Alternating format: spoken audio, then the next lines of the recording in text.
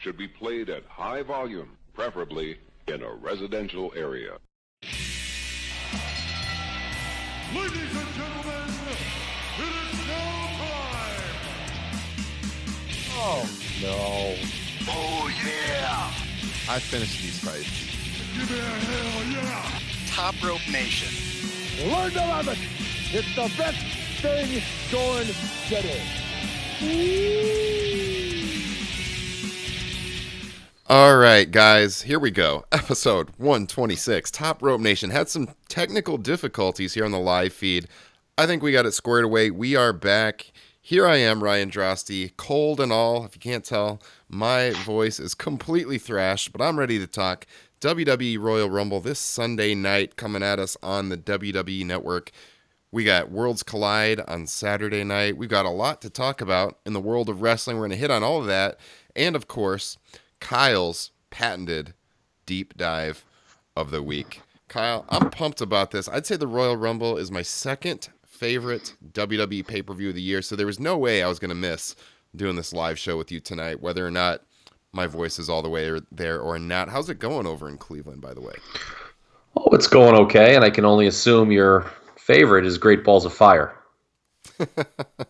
That was, you know what, back on the podcast when that event happened, what was that, 2017? We kind of bashed it, but you know what? I was able to play Jerry Lee Lewis on one of our podcasts, and I got to say, it was pretty fun. So I can't complain too much. That was a memorable show name. We'll all remember it. Yes, that's for sure.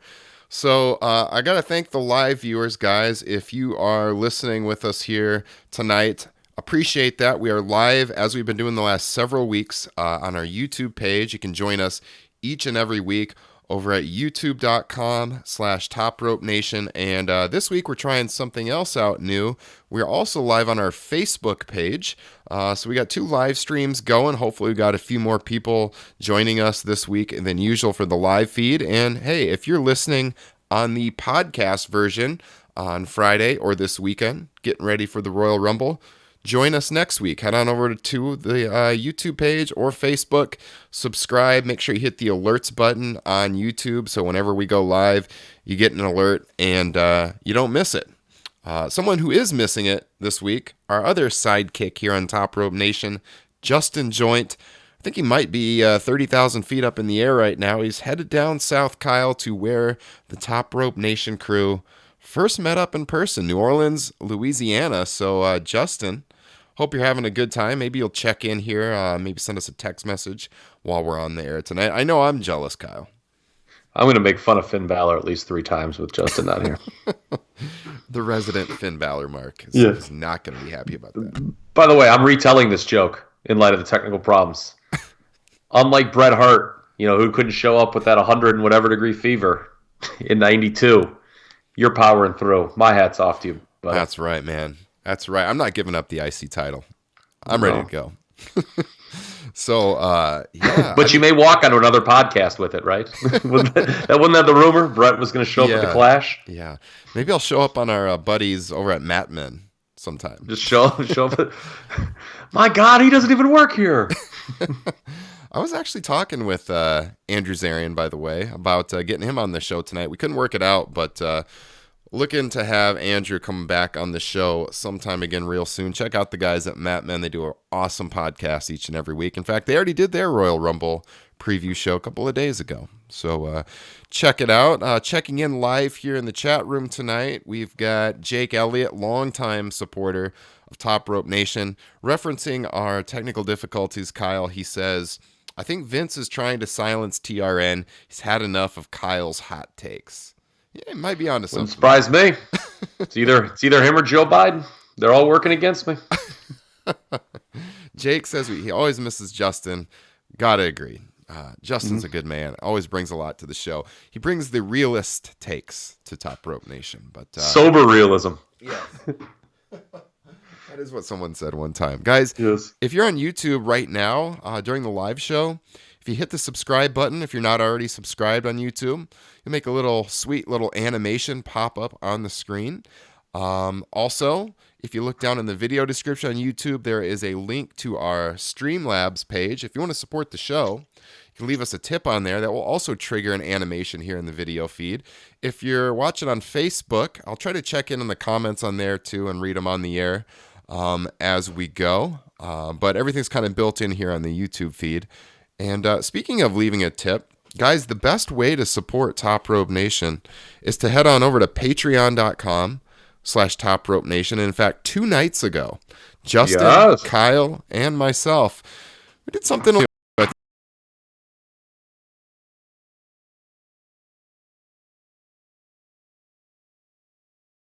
myself. We did something a little new. I think it was the 9th or 10th edition of Top Rope Nation Classics, which is our Patreon exclusive podcast. And Kyle, tell them about what we did. Well, as always, Top Rope Nation Classics, we go back and look at the days of yesteryear in this great sport. And we took a special look at the 1990 Royal Rumble, which occurred 30 years ago to the date. And what made this one special, Ryan, was we did a watch-along. We all fired up the award-winning WWE Network at the same time and watched the Rumble together and commented on it. I thought it turned out quite well.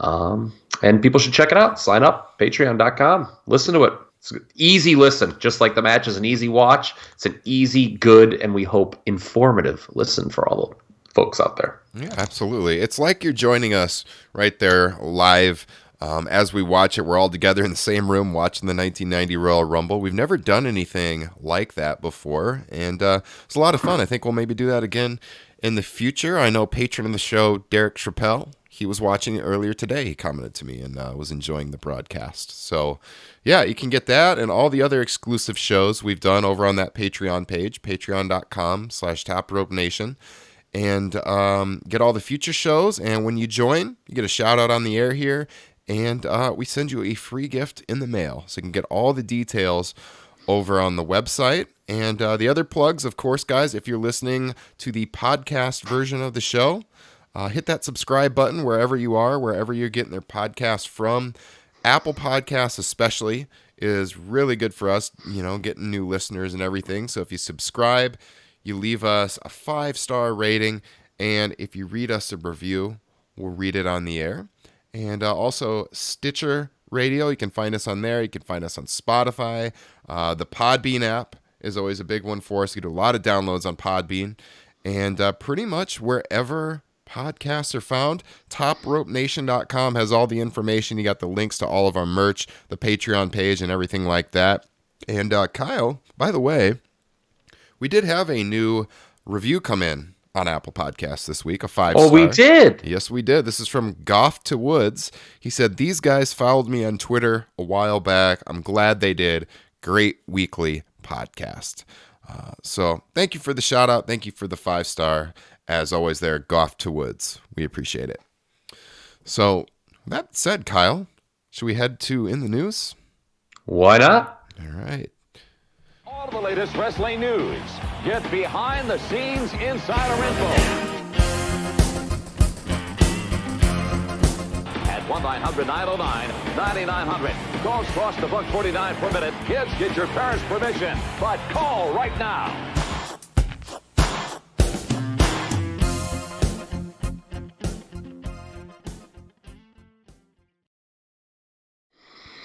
All right, so in the news this week, there was some breaking news earlier today here on Thursday, and that is the fact that the NXT Women's Championship will no longer be called the NXT Women's Championship. In fact, it will just be the NXT Championship. So removing the gender specifics from that. What were your initial takes on this, Kyle, when you heard about it?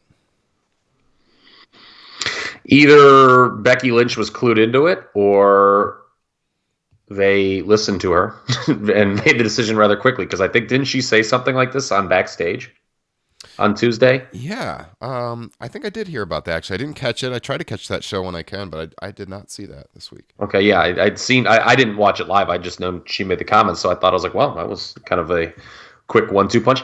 Correct me if I'm wrong here. UFC does not refer to any of their women's champions as, quote, women's champions. Like, it's just the UFC bantamweight champion, UFC, flyweight, strawweight. I don't believe they have a women's designation either. So yeah, it makes sense. Yeah, in this era. Whatever. Okay, sure. Yeah, I mean, it's not a huge thing. I mean, I don't think if people say, call someone the women's champion, they should be, tarred and feathered by any stretch of the imagination. But yeah, it was just, I guess, kind of a logical thing to do. Yeah, yeah. So what do you think they're going to do, like, with the men's title? Are they going to call it, like, the NXT Heavyweight Championship now instead? Now with Adam Cole having it. Hey-o. Point taken. But, I mean, are we going to differentiate it at all, or are they just going to refer to them as both the NXT Championship, and that'll be that? What do you think? You have a WWE champion and a World Heavyweight champion. I guess you have the Universal Champion and the WWE Champion. Now, I almost went back to our designations of 15 years ago, but on the main roster, which can be confusing for a casual viewer. I don't know what they're going to do. I don't really think it matters, to be honest with you. Yeah. I think it's a good move, though. Overall, it makes a lot of sense to do it this way. So, otherwise, in the news, we wanted to kind of briefly hit on the Wednesday night wars this week that happened last night. So, I was covering the Wednesday night wars for 1.6 million people. That's right. That never really, the numbers may change between the two shows, but it's generally still that same 1.6 million people watching on a Wednesday, which is nothing to sneeze at. It's just, let's be honest, it's the same 1.6 million people watching every Wednesday. Yeah, although, I mean, the viewership has ticked up. For a while there, AEW was definitely going down in the viewership. I think they hit, 900,000 last week again. I think 800-some thousand this week. Going off the top of my head, something like that. Yeah, it was over 800,000. Yeah. Yeah. They won in viewership again. There was that 1 week where NXT won. What was that, going into the Survivor Series? Yes. But overall, AEW's pretty much dominated. I've been covering NXT on Wednesday nights the last few weeks. Usually over at comicbook.com, where I write and cover the wrestling industry. I don't cover either Wednesday night show, but I've been subbing the last few weeks. One of our writers is on paternal leave, so congrats to Matt over there. But I've been stepping in covering an NXT, so it's been a little harder for me to watch AEW. I've been kind of doing the old channel flipping thing, trying to do the 2-screen experience and all of that. But I mean, definitely paying more attention to NXT the last few weeks. But I would have to say, I love that look of the AEW show. I was tweeting about it over on my Twitter account. What do you think of the setup on the cruise ship for Chris Jericho's cruise? Yeah, for AEW, it was great. We talk about this, you and I and Justin on the show all the time, how just stale WWE TV looks sometimes. It's not that it's not impressive or that it looks bad. It's generally looked the same for 20 years. And, when you do something like on a cruise, it just feels fresh. It just felt more exciting. The crowd, certainly at the beginning of the program, was really hyped up, and I think that kind of came through the TV, so to speak. So yeah, it was a good move. It's something that they should not go overkill with, but they're already talking about. I guess Cody sent out a tweet that they're looking to do the show live next year, not tape it. Mm-hmm. Yeah, it's a great once a year endeavor, and my hat's off to them for pulling it off because it's not easy logistically. Yeah. No, I think yeah, it's definitely what makes AEW so interesting to me is just the different look of the show. When you watch it, in the arenas every week, it just has a much different look than a WWE broadcast. The lighting's different. The stage obviously is different. The way they shoot it's a little bit different. It feels really fresh to me. And so, yeah, I liked seeing that different setting. It changes it up a little bit. Jake in the chat room says AEW has sadly rarely been the better show, in my opinion. I would agree. We were scoring them at Comic Book the first, what was it, like 10 weeks of the shows or something like that. And more often than not, I thought NXT was the better show. But yeah, this is like, it's been close though. I think people lose their minds with this. Who won the week in the ratings? What show was better? I think both shows do an excellent job at serving their audiences. I don't see, again, a lot of audience growth for either. When one falls, it's just, I think, for instance, this week, AEW was, down 69,000 people from the previous week. And guess what? NXT was up 69,000 people. So, I don't get I always kind of come across watching these shows, whether I'm flipping back and forth or I watch one entirely and then watch another the next day. I always kind of feel it's 6 to 1, half a dozen of the other more weeks. Yeah. You know, like it's very rare when I'm like, oh my God, this was just an easy win for the one. I mean, a couple weeks ago, AEW had that brutal first hour with Brandy and Dark Order back to back. By the way, both of those acts were absent last night. And that was a bad show. And there was a couple other, times AEW had, kind of a weaker show.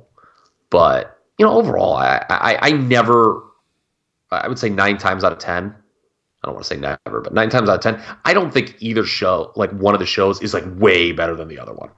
I just don't. Yeah, they're pretty close. When we were doing the comparison, I always had kind of a hard time deciding which one I thought was better. I thought they were always... Yeah. So, I think we just had a comment come in on the Facebook page. I think it was your buddy Greg.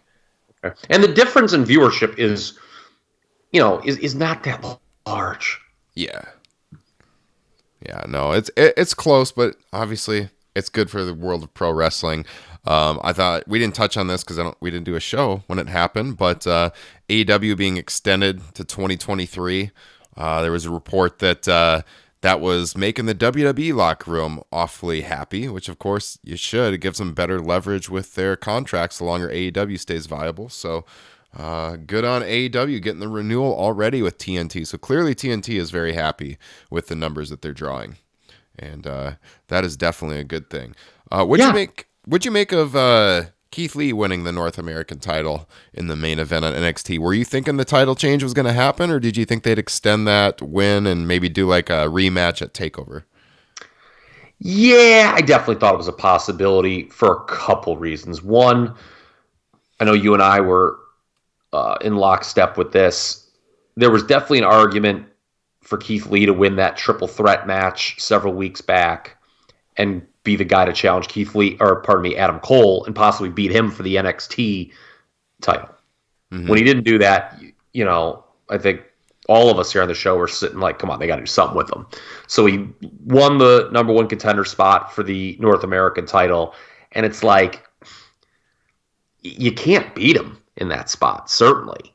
So either it was going to be a BS finish that led to a rematch at TakeOver, or they would do the title change on TV. They chose the latter. I am not against it. I'll be very blunt with you. I think the gimmick of Undisputed Era holding all the titles had kind of run its course and was sort of boring. Yeah, so I was talking to a friend of mine at work earlier that day, and he asked me if I thought they were going to do the title change, and I didn't. I mean, I thought they would probably do a rematch, some kind of gimmick match, at Portland at TakeOver, and then that's where he'd win the title. But I'm not mad about it. I agree. I think it was time to do a switch. Keith Lee is the hot hand right now, and it made all the sense in the world, I think, to get some gold on him. So, and that was not the only title change last night. No, it was not. AEW switched the tag titles. That was a little more surprising. Yes. Oh, absolutely. With Adam Page and Kenny Omega beating SCU for the tag titles. I thought that was a really good match. And Adam Page is doing really good character work right now. This whole, when will he turn business? Because I think it's patently obvious he will eventually. I think the decision to have them win the titles and drag this out is a smart one. Mm-hmm. Yeah. Because, they were so heavy-handed at first with it. Like, they're not getting along. And my first reaction was like, oh, this is very WWE-ish, where you're heavy-handed, and then like in 2 weeks they do the heel turn. Right. But they're not doing that, and I think that's the right call. Yeah. So, it's all about timing. You want to do it at the right time, not just do it to do it. Mm-hmm. Yeah, absolutely. In regards to the other title change, Greg in the chat says, Keith Lee winning any title equals money. I would agree. Big Keith Lee fan. Mm-hmm. It'll be interesting to see if he's in the Rumble. We'll get to that later. Yeah. Well, speaking of that, I think we should probably jump right into it, Kyle.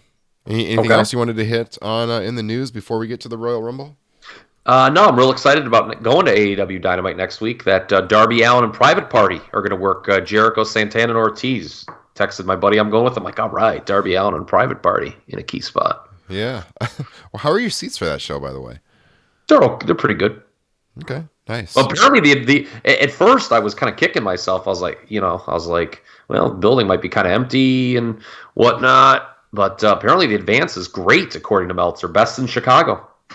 So how big is that venue? How many does it seat, would you say, on average or close to? I'm terrible with that. I think I told you that it's at the home of Cleveland State, who's a Horizon League team. Oh, yeah, that's right. A little smaller than the Missouri Valley, Mm-hmm.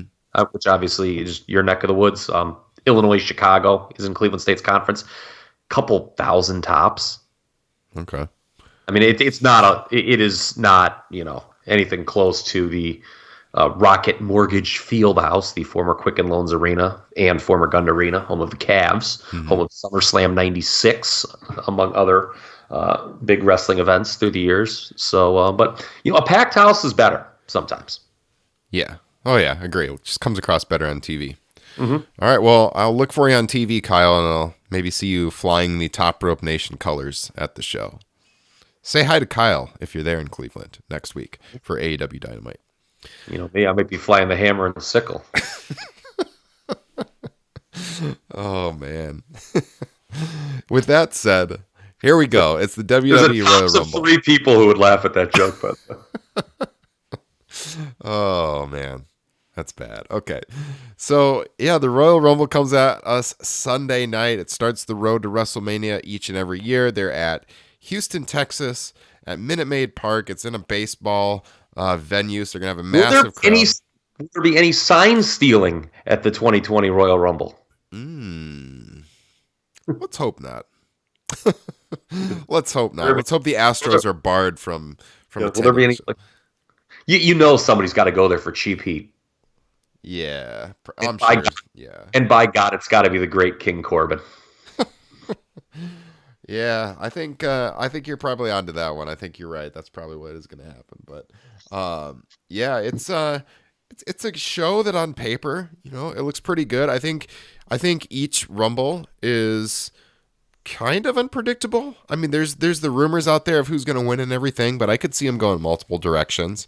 As we're going to get into here, I'm not sure we're going to see any title changes, but we will get our direction for WrestleMania and probably some surprises as well. And before we jump into these matches, Kyle, I do got to mention our friends over at WrestleRumble.com. Yes. So Wrestle Rumble will be doing, once again, a pick'em contest for the Royal Rumble on Sunday night. You can win real hard cash entering the contest.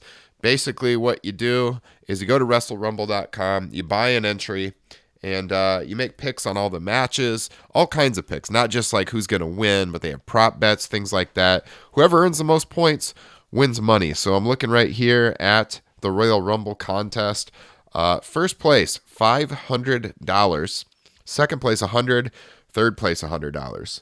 So, and then it looks like they're also doing a prop contest as well, where you can win Attitude Era replica title belt, NXT UK replica title belt. So they got a ton of prizes, and we do it constantly. Whenever they do these contests, myself, Kyle, and Justin, we always enter. Highly recommend it. Adds just a whole new dimension to watching the shows. Makes it a little more fun. You can trash talk your friends that are playing. You can try to beat our scores. They send out the score results on email the next day. So check it out at WrestleRumble.com. And by the way, speaking of the Attitude Era, it was, God, was this a few days ago or maybe over the weekend? Were you privy to any of that back and forth, like out of nowhere, that wrestling Twitter was having about, the Attitude Era versus today? That got a little nauseating, I thought. I did not see that. So okay, yeah.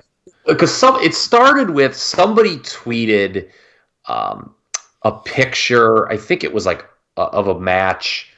It was like late '98, some random Raw main event. It was like Austin, Rock, Undertaker, Kane, or something was involved. Like they're like, it was like 22 years ago, this was a dream match, and they're like, now they call this a dream match, and it was DIY versus Mustache Mountain from this Saturday's When Worlds Collide show, and it just brought out the usual mouth breathers. Oh, that's bad. That's real bad. Mm-hmm. I mean, I'm a fan of classic wrestling, but. I know. It's just The correct take is the Attitude Era was absolutely more popular. But when people don't know, like, when people just generically say it's better and they just rely on ratings and stuff, well, yeah, you're just saying it was more popular. Better is an objective statement. I'd like to hear some more subjective comments on why you think it's better, not just because it was more popular. Yeah. Yeah, I mean, you had your once-in-a-generation stars during that era, like Austin and The Rock at the same time. But the cards as a whole, compared to today, I think you got the more talented roster today, unquestionably. Yeah. So the booking is worse, but today, by far. But, I think you hit the nail on the head there. I just wanted to bring that up here to see if you saw any of that. Yeah, no, I did not see it. I'm kind of glad I didn't, so my blood pressure didn't get worked up while I was getting sick. Mm-hmm. Okay, so let's just jump into the matches, do our predictions real quick here. So we've got, looks like 6 matches outside of the 2 Rumbles. We've got Andrade taking on Humberto Carrillo. What do you think about this one, Kyle? It's for the U.S. title. And you see a title change happening here? Absolutely not. A bit of logical matchmaking here, though. I'll give them credit there. Goes back to, a little over a month ago, when they had a gauntlet match and in a no contest, which was the opposite of logical booking, but that's okay. They're tying up that loose end here. That no contest was when I think Andrade DDT'd Carrillo on the floor or something like that. Yeah. And so they're wrapping that up here. No, you're not doing a title change. Yeah, no way. So Andrade there. And by the way, we haven't had a chance to talk about, absolutely love where Andrade is right now as the U.S. champion. I was getting a little scared there for a minute when they were like teasing a breakup with him and Zelina Vega. Ooh, I didn't understand that. That is we talk about the disconnect between NXT and main roster. I know Triple H doesn't like that term, but I'm going to use it for lack of a better one. Anyone who followed Andrade in NXT knows he was dying on the vine, man, until they added Zelina Vega to the act. Yeah. And, I can almost hear it in the writers' room. It's like, well, people know Andrade and Charlotte are together and Zelina and Elshbach. There's never been a romantic part of that act between Andrade and Zelina. It was always hyped as business. Mm-hmm. So I'm very glad that they're sticking together. Very glad that Andrade is the U.S. champion. Love Andrade, and he will win on Sunday. Yeah, for sure. That's an easy in what I assume will be a pre-show match. Yeah. And then we have the recently returned Sheamus taking on your boy Kyle, Shorty G. Did you see that new T-shirt they released for him, by the way? I missed that. Oh gosh, it's bad. I'm looking up a picture right now so I can show you. While I look that up, what do you think about this match? I kind of want you to go first, actually, because I think I know what you're going to say, and I want to piggyback off of it. Okay. So the shirt everyone was talking about, it says, there's like a G in the middle, and it says, Rise over size. That's bad. You can't walk around town with a shirt that says Rise over size. I mean, you can. I just wouldn't recommend it. I'd be very uncomfortable. Yeah. So, yeah, you can check that out on WWE Shop. Rise over size. How does that get through quality control? Well, I don't know. I'm sure Jordan Miles would have a few comments on that, but that's a different story. That's true. That merchandise department leaves a little to be desired. That is for sure. Yeah, so what do I think about this match? Well, I mean, I think Sheamus is going to win. He's off of his return here. I love Chad Gable as a performer, as a wrestler. I don't like the character they've given him. I've still not warmed up to this whatsoever. So I'm just going to pick Sheamus. I guess I wouldn't be shocked if Shorty G, kind of pulled out a surprise victory or something like that. But I feel like with the guy, appeal type win. Yeah, but I feel like with Sheamus coming back fresh, you give him the win here. Would you be upset if Sheamus won? No. Okay, then all right. I guess I didn't need you to go for it because I was kind of, I was wondering what direction you're going. You're kind of in line with me. Pro Wrestling Booking 101. We're both kind of old school guys. Says exactly what you just said. You don't spend weeks hyping a guy's return with vignettes to have him lose the first time out. Right. Now, if there was ever a promotion where that might happen, it would certainly be WWE in the year 2020. But I'm with you. I just don't see it happening. And I'm going to make a comment that could anger some. Apparently not you, maybe some of the listeners. I'm sorry, listeners. Call him Shorty G. Call him Chad Gable. Call him Susan, for all I care.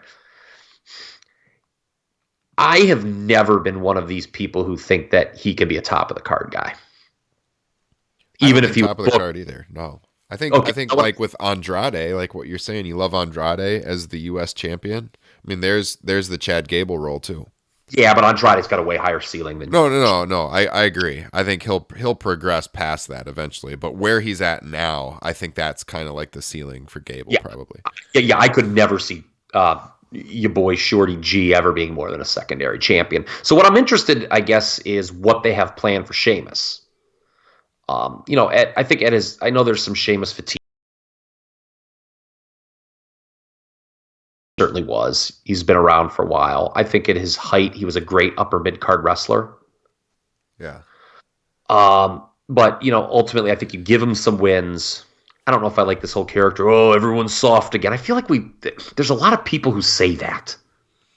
Yeah. Like Drew McIntyre. Didn't we just go through that character with him as a heel? He came back. Oh, I'm back because this locker room has gone soft.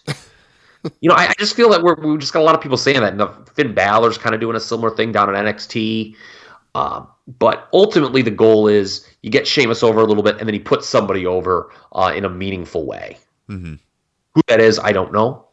But I'd love to see him work with his buddies McIntyre and Cesaro down the line. Yeah. Oh yeah. I'd love a McIntyre feud. Yeah. So but Sheamus wins, and this also I anticipate will be on the pre-show. Yes. Okay, so then we get to the SmackDown Women's Title match, and we got Bayley defending against the recently baby-faced Lacey Evans. We haven't really talked about this on the show, but Kyle, what have you thought of the baby-face turn for Lacey Evans? It's not a bad idea, but man, I know I harp on this a lot on the show whenever we talk about Lacey Evans. It definitely wasn't linear booking with her. Her getting, again, I know you hate this term, Paul, but I'm going to use again, main roster. If they wanted her to be a star, I don't get the concept of putting her in a world title feud over on Raw, it was, I know, with Becky Lynch, and just having her lose. Like, I just think that kind of handicapped her a little bit. Now, I'll give a tip of the cap. I think she's doing well now. She's actually outperforming what my expectations, especially because it was what I like to call a soft baby face turn. Yeah. In the sense that it's like you're watching the show, it's like, wait, is Lacey Evans a baby face now? And they do that a lot, where these people, they turn baby face and heel, and it's like they don't do anything explicit necessarily to signify the turn. Yeah. It's just kind of like they're victimized by something else and they just become a de facto babyface or de facto heel. So, considering that, the way she was brought in initially, I kind of thought she was behind the eight ball. And she's done a good job. This is the only title match on the show where I could see a change, just because of the fact that I don't think the other two have any chance. Yeah. No, I would agree. I don't think it's going to happen, but if I had to pick a match where it was possible, it'd be this one for sure. But no, I don't see Bayley losing here. But Lacey Evans, when you think about since she got called up last year, she's found herself in the title picture an awful lot. So, well, they're obviously behind her. Yeah, she's obviously someone that they're not going to allow to fall beyond a certain level. She'll be quote unquote protected. Yeah, and you need to have people like that. You need to know who your horses are. Mm-hmm. So I don't have a problem with it. Like, I've said this on the program a million times. I don't care who WWE picks to be, its top folks. Just pick some people and stick with it, for God's sake. Yeah. And push them like stars. So, we'll talk about this obviously momentarily. Are you convinced that the winner of the Women's Rumble is going to be Becky Lynch's challenger for Mania? I am, based on who I'm picking. Okay. Yeah. So I think that's the kind of the tricky part then too. I agree with you for the record on what you just said. So that's kind of the tricky part in picking this match is I really have no idea then what they do for the SmackDown Women's title. Yeah, true. And, if Bayley were to drop it, where does that leave her and Sasha? So it's really hard. I don't want to cop out here, but, you know, having no idea where they would go for WrestleMania. I mean, none whatsoever. I mean, I can't come up with anything. Bayley and Alexa Bliss. I don't know about that. I don't know. I could see it just based on heel babyface dynamic. Yeah, I don't know. I don't know if that's it. I don't know if that's the thing. So, can't you see him working like a tag team feud with Sasha and Nikki involved? Kind of, but I'll be honest with you. I think Lacey Evans is going to be in that match, whether it's the champion or the champion or the challenger. Yeah, you could be right. So I'm just gonna pick Lacey here because I think eventually she's going to be in that position. Okay. All right, and that brings us to a feud that seems like it began in 1967. Roman Reigns and King Corbin. They've been wrestling a long time, guys. I thought you wanted long feuds. I do, but I'm ready for this one to be over. It's the Falls Count Anywhere match. Okay, so I'm picking Reigns here, hoping it's over. This one will tell the story a little bit about what's going to happen in the Men's Rumble because Roman Reigns has been the odds-on favorite to win the Men's Rumble for a while now. So working a match like this where you could take some hard falls earlier in the show, they have a chance to paint an interesting picture here on how they bring Roman Reigns into that Men's Rumble. Do they do the whole Clyde Frazier thing, right, where he's coming in and he's hurt but he wins it anyways, or he does good anyways? The crowd cheers him on as he limps down the aisle. Or Bret Hart in 1994 for you non-1970 New York Knicks fans. Yeah, there you go. Hey, I gotta throw it out to New York. I think New York is our number one most downloaded state, by the way. I was gonna do that earlier and I forgot to do that. I was gonna call out where the show is getting downloaded the most because my eyes have been opened a little bit. It's kind of interesting to look at those stats. I can drill it down on our Podbean account and see where we're most popular. And as of the last 30 days, Kyle, it is New York, New Jersey, Ohio, Oregon, Iowa, Arkansas. That's what's coming up at the top of my list. Yeah. So sometimes, usually California's up there. I don't know what's happening this month with California, but not in the top 6 or whatever I read off there. But yeah, no, I don't know. I think I feel like I want to pick Reigns, but I could also see the Brett dynamic where like Corbin wins like Owen did, and then Reigns wins the Rumble, and then Corbin's pissed. Well, no, they did an injury angle. Yeah, this is going to be a total angle alert for the Rumble. Yeah, I expect them to do something, whether Reigns wins and he's attacked post-match or if he loses.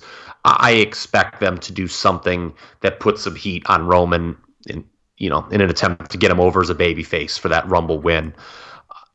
I do not think this feud is going to end at this show. I could see it being blown off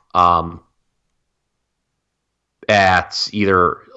Is there an Elimination Chamber and a Fast? There's also a Saudi Arabia show, by the way, coming up. So there's too many shows, I think, between this and Mania to blow it off here.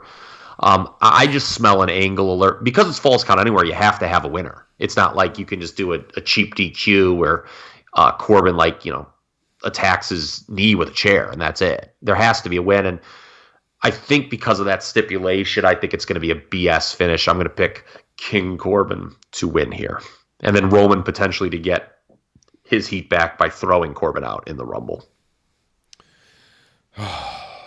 Man, this feud continuing is going to make me depressed. I'm sorry, I've warmed up to Corbin, but man, I want this one to be over. We'll see. It's okay. I mean, I get it. It's not setting the world on fire. Yeah. Oh, we'll see. I don't think they have a Fastlane this year. Okay. Do they? Okay. Because we've got Saudi Arabia, which I think is happening in place of Fastlane. And then we got Elimination Chamber March 8th. And, we got the NXT events in there too, but then, and then Mania. So. Okay, that was good. Once I remembered the Saudi show, I was like, man, that's a lot of events. But still, I think even with, 2 shows, I can see the blow off, Corbin doing something to get Roman to put maybe a title shot on the line. Hope I'm not tipping my Rumble pick here, but, and that being the blow off. Yeah. So, okay, Becky defend against Asuka.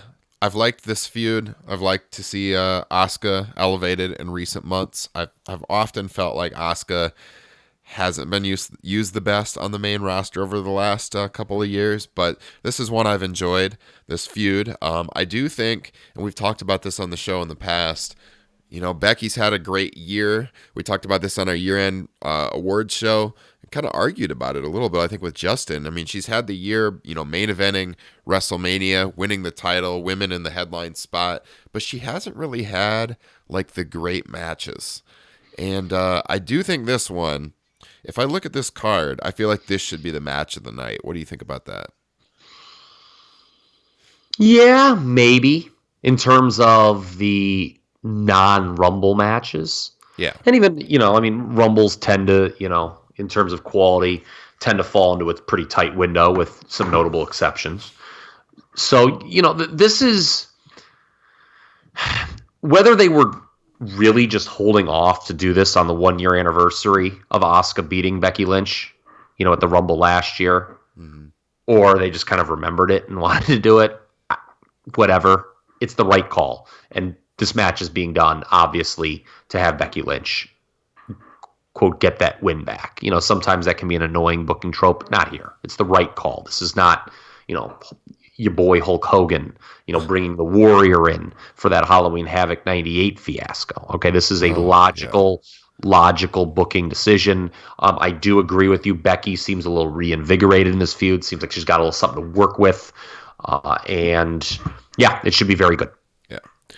All right, and then the only other singles match on the show is Bray Wyatt and Daniel Bryan for the Universal title. Now, someone that hasn't been invigorated of late is Bray Wyatt. I feel like The Fiend has lost a lot of momentum, at least to me.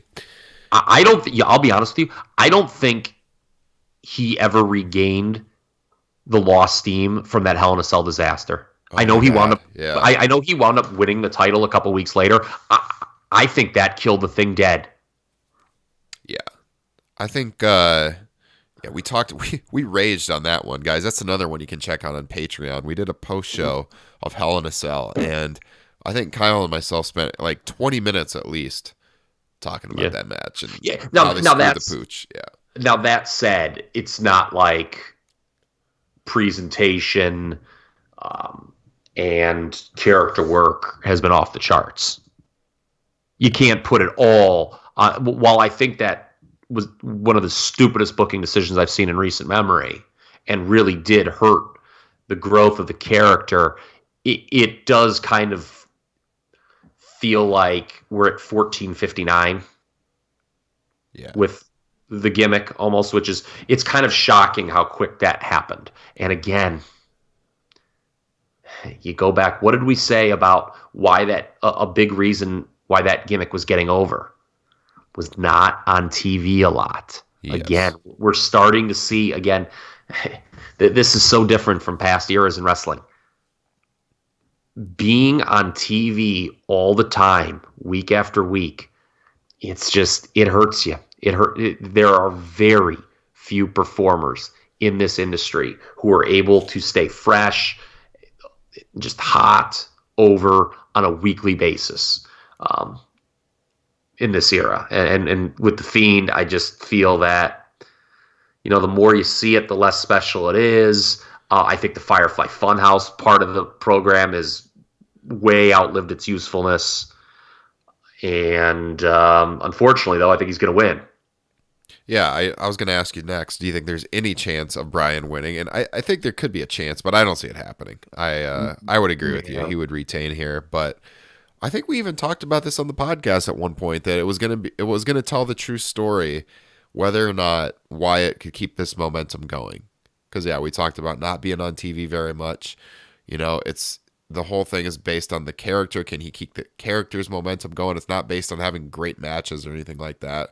And when it starts to get old, what do you do? And I agree. The Firefly Funhouse has been the least impressive thing about it. So in this last couple of weeks, at least, it's just, I feel like when I watch SmackDown, the live crowd like doesn't react at all to that anymore.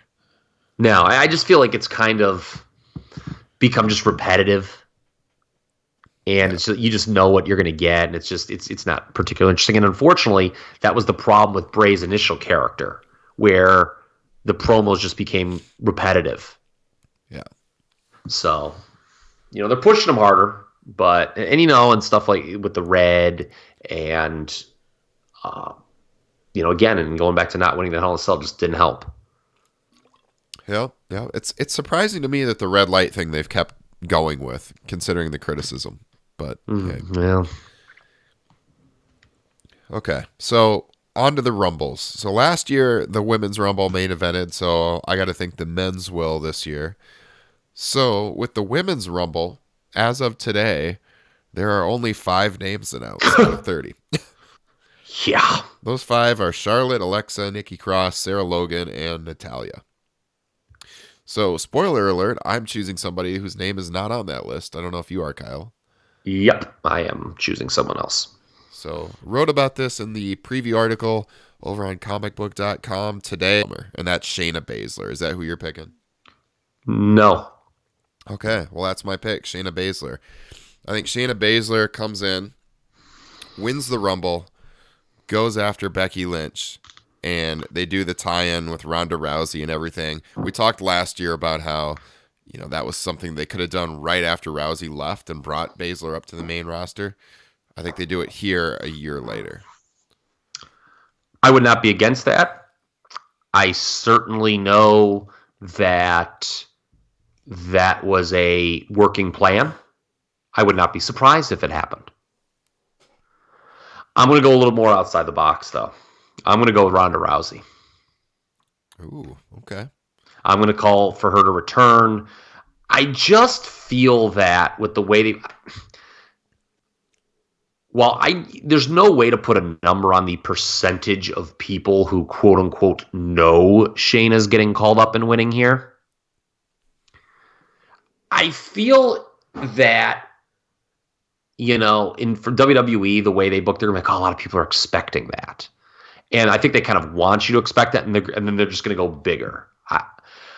And look, Shayna Baszler's great. I have been a huge fan of hers since basically she debuted in NXT. I thought she was absolutely tremendous. One of my favorite people to watch, men or women, in the entire WWE universe.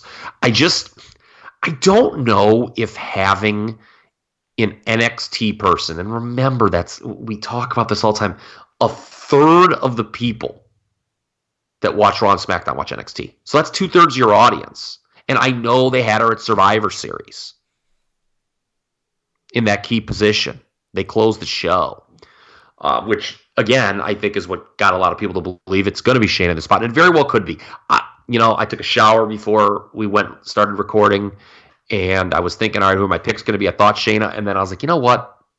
I could see them bringing Ronda back in this spot and doing Becky Ronda at WrestleMania. Yeah, I mean, definitely could see that. They never had the singles match, so. Yeah. I don't know. I could be wrong. It could be a pipe dream. It could be real stupid, but I don't know. I think if I'm Vince McMahon, that is what I want. Whether it's possible, I don't know what Ronda's situation is. I don't know, but that is what I would want to do. Okay. If I was given I'm sitting with a critique and we're like, let's put all the options on the table. What do we want? What is our number one scenario? To me, my number one scenario would be Ronda Rousey returning and winning the Rumble. Well, I got to say, I'm pretty intrigued by the possibility. So it's going to bring some excitement watching the match. Well, okay, let's talk about something you mentioned. It is insane that they have 5 names announced for this. Yeah. And that's the thing, too. If Ronda doesn't come back, I'm a little scared for this match, Ryan Drosty. Because, all right, 2 years ago, the first Women's Rumble I thought was great. I'll be honest with you. Probably better than almost 2/3 of the Men's Rumbles that have ever happened. I mean, that's how good I thought that was. Wow. That is high praise. I wouldn't say it's like, so what, there's been 32 Men's Rumbles? Yeah. It would not be in the top 10, but it would be like on the outskirts of it. Like, I think I counted maybe like 12 or 13. Like, so it was very good. Last year's would probably be in the bottom 10 of all Rumbles that happened. I thought last year's was bad. Yeah. I was very critical of it on our post show. Yes, and you were right to be, quite frankly. It was a below average Rumble. It was honestly kind of a bad Rumble. So, man, I mean, they're really going to have to rely on surprises. And look, the NXT Women's Division's deep. That was proven with that Battle Royal they had on TV 2 weeks ago. There's a lot of big names, but again, if a third, close to half of this field are folks that a large portion of your audience isn't that familiar with, that's not good. Folks, tune into our sign up, listen to the Top Rope Nation Classic when we talked about 1990. Yeah. Like there was no like, oh, who's this person? Oh, I forgot this person existed in WWE. And that was one of the strengths of that match. In the end of the day, this is a battle royal. It's not a work rate match. The success of Royal Rumbles, more often than not, are determined by star power and getting a lot of people in there who you think might win. And this one's already failed in that. Surprises are great. To me, you only need to do surprises if your booking hasn't been great. Yeah. And so I could go on and on about surprises, but and obviously I'm advocating a surprise, but I'm doing so because I'm looking at the 5 people announced. Really, only of those 5, Charlotte could win, and I just don't think there's an intriguing option from Raw or SmackDown to win. Yeah, I was going to mention that when we talked about the Patreon show earlier, that was 1990, one of the most star-studded Rumbles of all time. But yeah, I don't understand the reason, like why you would only announce 5 people. It just makes no sense. There's so many people that are going to be in this match that they surely could have announced. I mean, it's funny. We were joking a few weeks ago. Hopefully all 30. We have 30 names announced for the Rumble. Well, we didn't mean for 25 male and 5 women. Yeah, when we said that, we were hoping all 30 for one of the matches. I just, if they don't have something in their back pocket like a Ronda, I am very concerned for this match in front of the live crowd. Yeah. All right. Well, let's jump to the men's match. The men's match, as you just said, has 25 names announced, and that does not include Cain Velasquez, who said in an interview he was going to be in the Rumble. So maybe he spoiled a surprise there, but if you count that, you're up to 26. It gives you 4 surprise spots. You got to assume some NXT guys are going to be in this match. So there's not a lot of wiggle room. I know everyone out there on the internets is looking for CM Punk to make the surprise return. What do you think, Kyle? Any chance whatsoever of that happening? Not the place to do it. Unless if they have a potential Mania opponent that he's going to do something with. And I'll be honest with you. Is the CM Punk return, we talked about his comments towards The Miz, how they were just off base, and he has not changed any culture I'm aware of with his appearances on backstage. I mean, my God. Well, I like seeing him on the show, but it comes across like he doesn't really watch the product. No, it's very bland analysis. It's not good, really. I don't know what else to say. So, I mean, I know people want to see him back. I would like to see him back in capacity. I just don't think this is the right spot to do it. Right.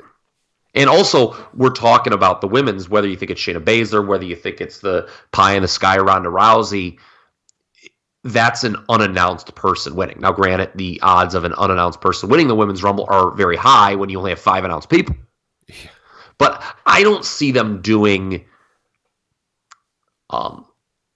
unannounced winners for both matches. I don't see that. Yeah, same. So if you look at like supposedly what's been the plan for Mania, everyone's talked about a Cain Velasquez Brock Lesnar match. So does that mean Velasquez wins the Rumble, or does it mean he eliminates Brock? Now, I got to think it means he eliminates Brock, personally. Do you imagine Cain Velasquez actually winning this thing? No. So, okay. Well, big picture on the Royal Rumble here, and then we'll get into our picks for the match. The success of this pay-per-view, obviously, as it always is, will be tied into who wins the Rumbles and how much and then subsequently, this is a moving thing. For me, I never think evaluation of a pay-per-view is over that day. I always go back and reevaluate things. So the winners of the Rumble and how much excitement their win generates as we move closer and closer to Mania. Okay, that's obviously the biggest factor. There's match quality is a lesser thing. Some of the surprises are a little lesser, but then the other thing is who is the person who's going to come out and eventually eliminate Brock Lesnar? Because I think we're all in agreement on the internet that this whole Lesnar coming in number one is to set up him being eliminated by his eventual Mania opponent. I do not think it would then make sense to have that same person win the Rumble because Brock is probably not going to be out there for 40 minutes. Yeah, God, I hope not for his health. Yeah, so that person's probably going to come out, between 10 and 15, maybe, the person who eliminates them. Yeah. And so what you do is, and this is something we talked about again on the Patreon show, and I think I mentioned it too here on the normal show. I liked the Rumble when it was segmented better back in the days of Pat Patterson. When and the opening segment, what's going to carry the first half of this match is the Brock storyline. Who throws him out?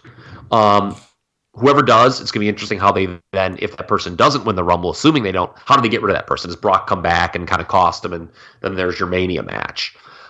Probably that's what happens, but I think it should. The person who throws Brock out does not need to win the Rumble. Yeah, I don't think. Yeah, I agree. Because I think you can kind of create both world title matches then from this one Rumble. Right. If you do it the other way. Complete agreement. Yeah. That's kind of right in line with what I said in the preview article we wrote at Comic Book, because we had a question that was basically like the over-under, how long is Brock going to be in the Rumble? And I said probably 20 minutes tops, right around there, 20, 25 minutes. So, yeah, if the person comes out 10 to 15, that'd be right in there. So, we shall see, but I agree. Do we think it's going to be Cain Velasquez then who's throwing him out? I think so, but if I'm WWE, I'd probably pull an audible. If that was the plan, I'd change gears. I don't like that as a WrestleMania match, but if you read the newsletters and you read the rumors, that's what they've been going with. So I personally would rather see Brock wrestle Drew McIntyre at WrestleMania. Yeah, I mean, I said that. Aleister Black is a name that Paul Heyman, I know in the fall, was pushing for to be in that spot, to work Brock at Mania. I know that for a fact. And those would be interesting choices. If it is Cain, man, they're going to have to do some serious whitewashing or retconning to explain what happened to Crown Jewel. Right. Because the match happened, I watched it, it kind of had an intriguing feel to it while it was going on. It kind of had this element of realism to it, which is what they were looking for, I'm sure. But having this guy who was your big babyface debut on your network television, first network television show on Fox, just come out and lose in 2.5 minutes. Yeah. And I'm still supposed to, care about that guy? I'm sorry. I'm old school. I really kind of, you couldn't have done anything worse for Cain Velasquez as a babyface character than what they did. And I know his knee was fucked up, but are they going to make that the big deal? Well, when he came in, his knee was screwed up. Well, then from a kayfabe perspective, why would he debut when his knee's screwed up? If I'm Cain Velasquez, why am I making my again, this is, being Captain Kayfabe, but if I'm Cain Velasquez, the person, not the character, but why would I join the WWE with a knee injury? Right. That makes, other than the fact that they needed to do something impactful or what they thought would be impactful for the Fox debut. Yeah. And that was the plan. And I know that there were some folks who were a little surprised by the extent of that knee injury, by the way, Ryan Drost. As far up as the very top. Oh. As far up as the very top.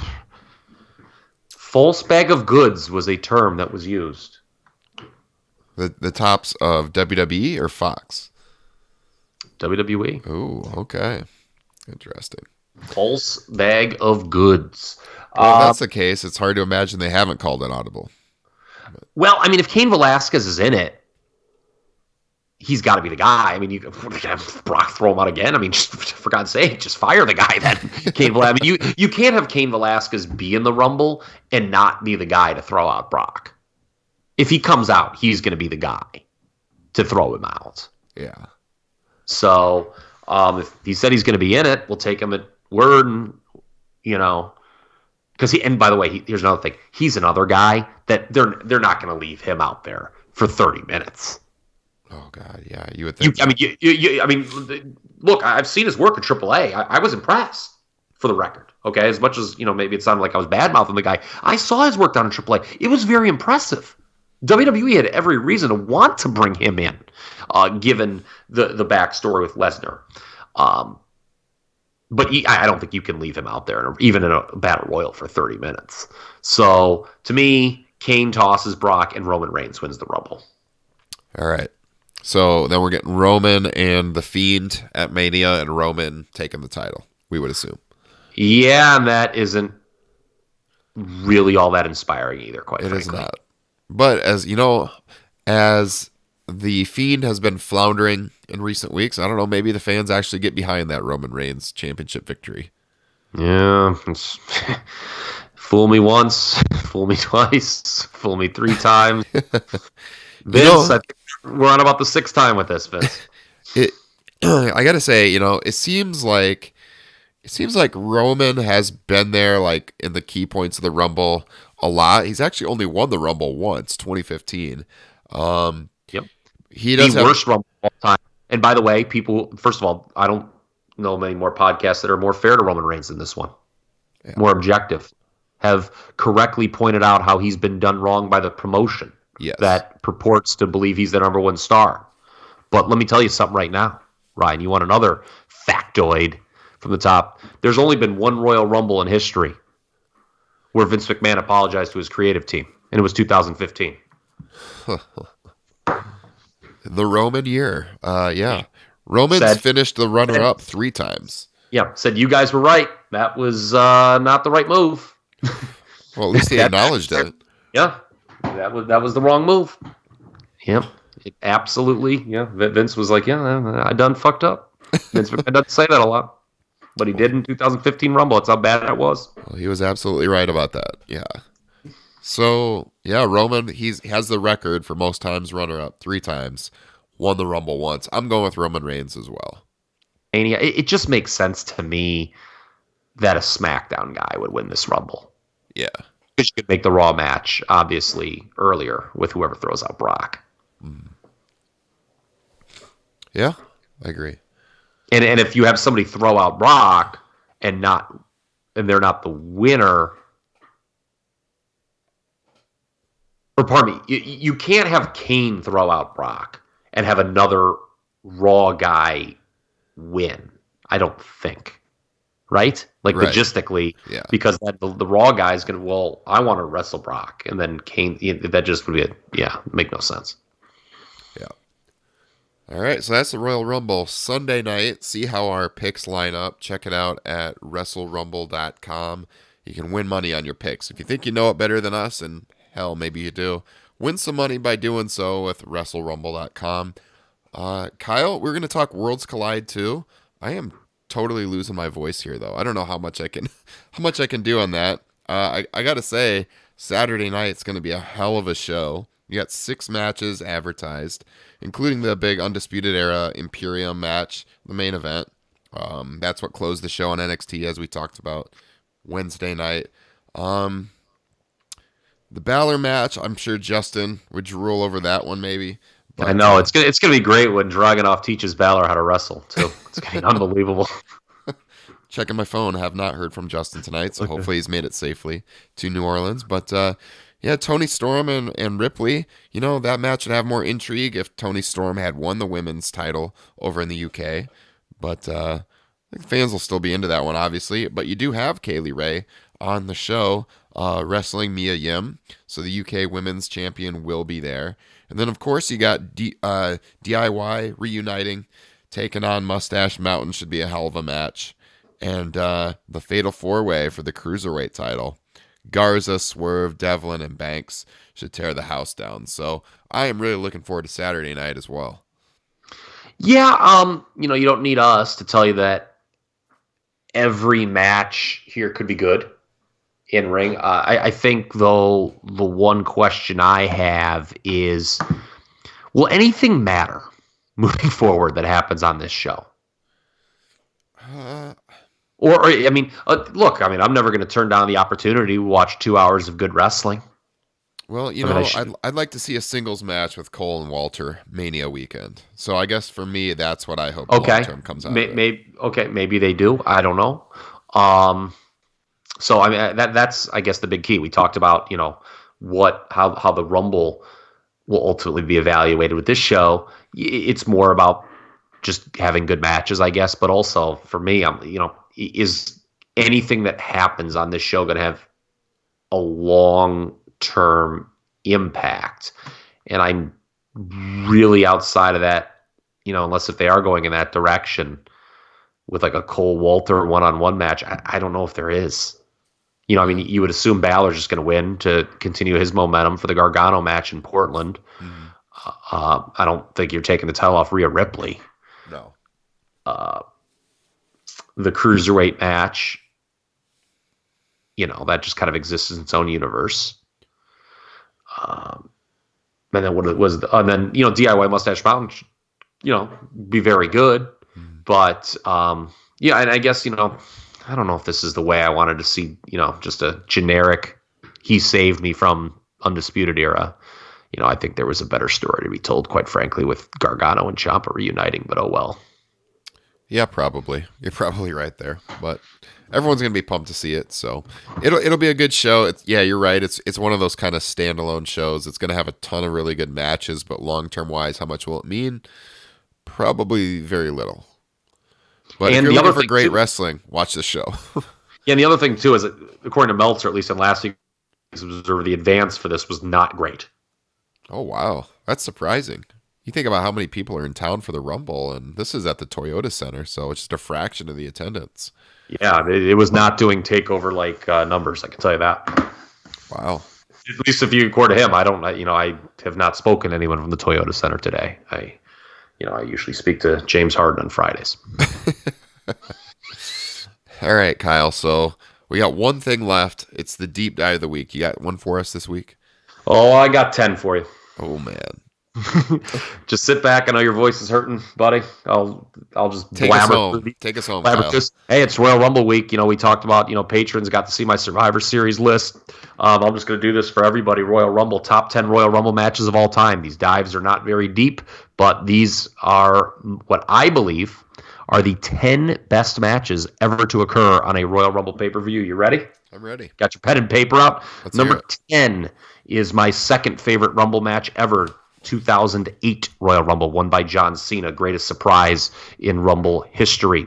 Number 9, a match we're going to see actually on Sunday. Daniel Bryan and Bray Wyatt. They wrestled in 2014 as Daniel Bryan was set to take off. If you remember that fake joining the Wyatt. Oh, yes. Yes. So that's number 9. That's from 2014 again. Number 8, let's go old school. Rockers versus New Orient Express, 1991. This is a very good tag match from that era of WWF. Of course, the New Orient Express was the former Bad Company, the Rockers' old rivals in AWA, so no surprise that match was tremendous. Number 7, Chris Redacted challenging Kurt Angle for the WWE title in 2003. 4 through 6, you can put them in any order, in my opinion.